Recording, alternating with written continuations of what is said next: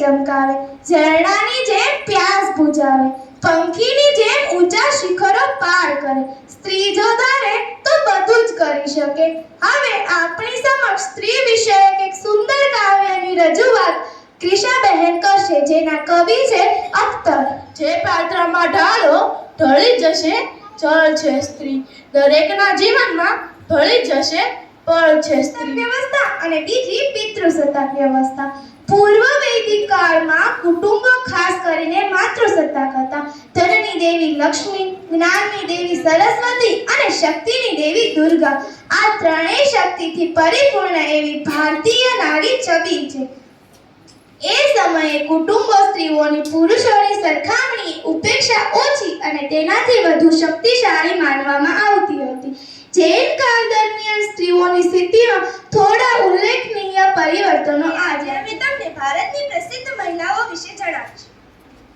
સ્વર સામગ્રી તરીકે વિશ્વમાં પોતાની આગવી ઓળખ મેળવનાર લતા મંગેશકરે વિવિધ ભાષામાં 40,000 કરતાં વધારે ગીત ગાયા છે. ભારત સરકાર દ્વારા તેમને ભારત રત્નથી સન્માનિત કરેલ છે. સુષ્મા સ્વરાજ આપણા દેશના પ્રથમ વિદેશ મંત્રી તરીકે જાણીતા છે. અનેક વર્ષ રાજકીય જીવનમાં પસાર કરનાર આ મહિલા સૌથી નાની ઉંમરે હરિયાણા રાજ્યના કેબિનેટ મંત્રી બનવાનું ગૌરવ પ્રાપ્ત કર્યું હતું. સુષ્મા સ્વરાજને મરણોત્તર પુરસ્કાર આપવામાં આવ્યો હતો. આપણા દેશના પ્રથમ મહિલા રાષ્ટ્રપતિ બનવાનું ગૌરવ શ્રીમતી પ્રતિભા પાટીલ ધરાવે છે. રાજસ્થાનની આ મહિલા આગેવાને આ સ્થાન શોભાવ્યું હતું. તેમની સરળતા અને સહજ જીવનશૈલી માટે તેમને યાદ કરવામાં આવે છે. કલ્પના ચાવલા મૂળ ભારતીય હતા. અવકાશયાત્રી તરીકે યાત્રા પૂર્ણ કરી પરત ફરતા અકસ્માત થયો અને તેમનું અવસાન થયું. અવકાશ સાથે તેમનું નામ કાયમી સાથે જોડાયેલું રહેશે. સ્ત્રીઓની જે થોડી ઘણી સ્થિતિ સારી હતી તે પણ વિકટ બનવા લાગી. મોટાભાગના વર્ગની સ્ત્રીઓને શિક્ષણની વંચિત રહેવું પડતું. બ્રિટિશ કાળમાં પુરુષને જ ઘરનો વડો ગણવામાં આવતો. કુટુંબના બધા જ નિર્ણયો લેવાનો અધિકાર માત્ર પુરુષને જ હતો. સ્ત્રીઓ માત્ર ઘરકામ કરતી. સ્ત્રીઓને ઘરની બહાર જવાની પરવાનગી ન હતી. તેને કોઈ પણ પ્રકારનું આર્થિક સ્વાતંત્ર્ય હતું નહીં.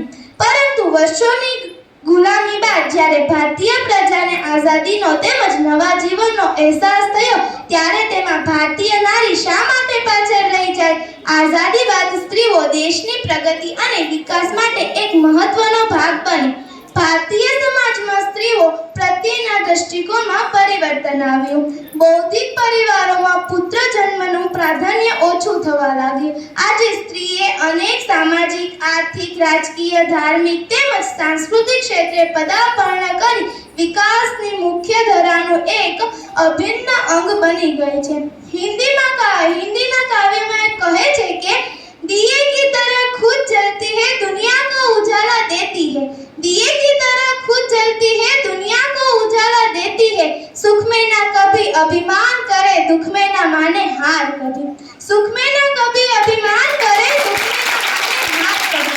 आवा જ ભાવવાળી હિન્દી સાહિત્યની એક ઉત્તમ રચના આપણી સમક્ષ રજૂ કરશે શ્રુતિબેન. मैं माँ हूँ, मैं गुरु हूँ, मैं पत्नी हूँ, मैं ही हूँ अन्नपूर्णा. मैं माँ हूँ, मैं गुरु हूँ, मैं पत्नी हूँ, मैं ही हूँ अन्नपूर्णा. रक्षक बनकर देश बचाती मैं हूँ आज की. 21મી સદી એ મહિલાઓની સદી છે. સમાજના દરેક શિખરો તે એક પછી એક સર કરી રહી છે. સફળતાની સાથે સાથે સમાજની સામાજિક અને આર્થિક તસવીર બદલવા લાગી છે. ઘણી સંસ્થાઓ સ્ત્રી સંચાલિત છે. જે સ્ત્રીને મધ્યયુગમાં જંજીરોમાં જકડાયેલી હતી તે જ સ્ત્રીઓની કહાની આજે સંઘર્ષપૂર્ણ જરૂર છે. પરંતુ તેમ છતાં તે સફળ થઈ છે અને આગળ પણ સફળ થશે તેમાં કોઈ શંકા નથી. જો સાહિત્ય તરફ નજર કરીએ તો ગુજરાતમાં હિમાંશી શેલર, કુંદનિકા કાપડિયા, ડોક્ટર શરીફા વીજળીવાળા, કાજલ ઓઝા જેવી અનેક લેખિકાઓની કલમ ચાલી છે. એવી જ રીતે નૃત્યમાં મૃણાલિની સારાભાઈ, મલ્લિકા સારાભાઈ અને પદ્મા જયકૃષ્ણજી જેવી અનેક મહિલાઓ. વાદ્યમાં જોઈએ તો મંજુ મહેતા સિતાર વાદક તરીકે અને હેતલ મહેતા તબલા વાદક તરીકે. પછી ફોટોગ્રાફરમાં જોઈએ તો હોમાય વ્યારાવાળાએ ઉત્તમ ઉદાહરણ પૂરું પાડ્યું છે. ગુજરાતમાં અવની ચતુર્વેદી જે પહેલા ફ્લાઇટ પાયલોટ હતા. એવી જ રીતે ભારતમાંથી સરલા ઠકરાર, ગુંજન સક્સેના જેવી અનેક મહિલાઓ સામેલ થયેલ છે. વંદે ભારત ટ્રેનમાં ઋતિકા તિર્કી અને સુરેખા યાદવ જે પ્રથમ મહિલા ડ્રાઈવર તરીકે ફરજ બજાવે છે. એવી જ રીતે ક્રિકેટમાં સ્મૃતિ મંધાના, દીપ્તિ શર્મા, રીચા ઘોષ જેવી અનેક જોરદાર નવાઝ મહિલાએ ભારતીય વાયુસેનાની પહેલી મહિલા પાયલટ એન્જિનિયર બનીને ઇતિહાસ રચ્યો છે. ગરિમા અરોરાએ પત્રકારત્વ છોડીને શેફ બનેલા ગરિમા અરોરાએ આ ક્ષેત્રે મુંબઈથી બેંકોકની સફર કરી છે. અને હા, માર્ચ મહિનામાં મકાઉ ખાતે તેમને એશિયાઝ બેસ્ટ ફિમેલ શેફ તરીકે નવાજવામાં આવ્યા હતા. ઈલા ભટ્ટ છેવાડાની મહિલાના આર્થિક સામાજિક સશક્તિકરણ માટે પોતાની જાતને સમર્પિત કરનારા લોકોની યાદીમાં સૌપ્રથમ ઈલાબાઈનું નામ મૂકવું પડે. તેઓ સેવા સંસ્થાના સ્થાપક છે. Muthaiya Vanitha Indian space research organisation એટલે કે ઇસરો ખાતે વિવિધ પ્રોજેક્ટ્સનું નેતૃત્વ કરનારા ઇન્ડિયન ઇલેક્ટ્રોનિક્સ સિસ્ટમ એન્જિનિયર છે. તેઓ ચંદ્રયાન 2 ના પ્રોજેક્ટ ડાયરેક્ટર છે. દિવાળીબેન ભીલને તો કોણ નથી જાણતું. તેઓનું નામ ગુજરાતી સંગીતના ક્ષેત્રે સોનેરી અક્ષરે લખાયું છે. તેમનું પ્રારંભિક જીવન સંઘર્ષમય રહ્યું હતું. તેમણે 1971ની સુપરહિટ ગુજરાતી ફિલ્મ જેસલ તોરણથી પાર્શ્વગાયિકામાં નામ મુકાવ્યું હતું. તેમના ભક્તિ ગીતો આજે પણ ધૂમ મચાવે છે. આ અવસરે મને પણ એક બે ખાસ પ્રતિભા ધરાવતી મહિલાઓની યાદ આવે છે, જેનો ઉલ્લેખ કરી અહીં હું મારી વાણીને વિરામ આપીશ.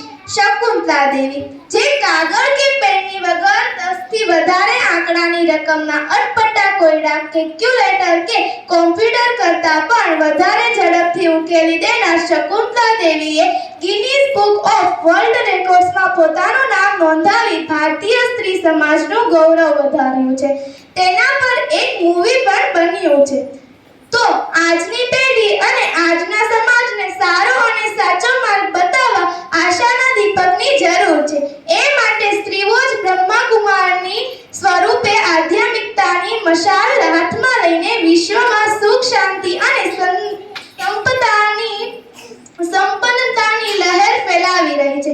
માટે જ કહેવાય છે કે ફૌલાદ બનને કે लिए लोहे को भी पिघलना पड़ता है, फौलाद बनने के लिए लोहे को भी पिघलना पड़ता है और जग को रोशन करने के लिए दिए को भी जलना पड़ता है और जग को रोशन करने के लिए दिए को भी जलना पड़ता है.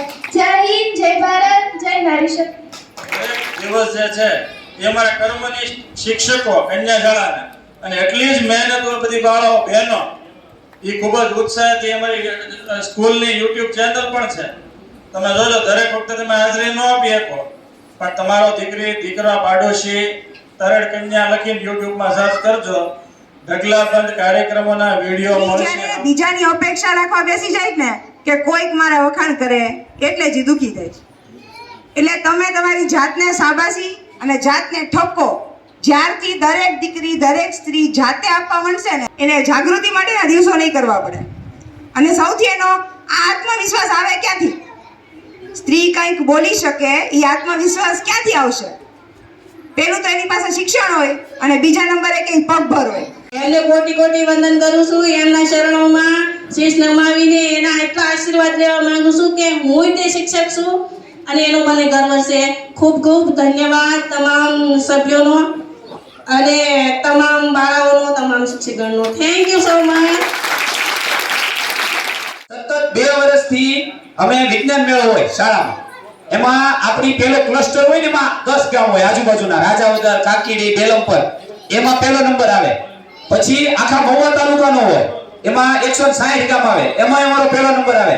અને પાછા અમે જિલ્લામાં જઈ, જે આખા ભાવનગરના કૃતિ હોય, એમાં પણ અમારો 2 વર્ષથી અમે જિલ્લા લેવલ સુધી આ 2 દીકરીઓ એવી સરસ રજૂઆત કરે, એવી સરસ રીતે બોલે. પછી બાંભણિયા રસીલાબેન છે, એમણે ચિત્રમાં ક્લસ્ટરમાં પહેલો નંબર લઈ તાલુકા કક્ષાએ ગયા હતા. પછી વરિયા ક્રિશાબેન છે, એમણે કાવ્ય લેખનમાં પહેલો નંબર મેળવ્યો. એવી તો કેટલી દીકરીઓ છે. અને બીજી વાત કરતો તમને, આગળ સાહેબે કીધું ને અમારા બેન છે શિક્ષિકા બેન, બધા ઘણા બધા ઓળખતા હશે, અમીબેન જોશી નામ છે એનું. એ પોતે એક સારા કવિ છે અને પોતે એક સારા લેખક છે. એ પોતે કવિતાઓ બનાવે અને લખે અને એ બુકમાં છપાય છે. અને ઈ ખાલી એટલા એને પૂરતું નથી, અમારી છોકરીઓને ઈ શીખવાડે. અને અમારી 5 દીકરીઓની કવિતા પોતે જાતે બનાવેલી એની એક બુક છપાણી છે. મહુવામાં પીડીલાઇટ સંસ્થા દ્વારા એક બુક છપાણી, એમાં અમારી 5 દીકરીઓની કવિતા છે. એટલે ખાલી અમારી પાસે એમ નહીં કે એ અમારા બાળકો બધા શીખે છે.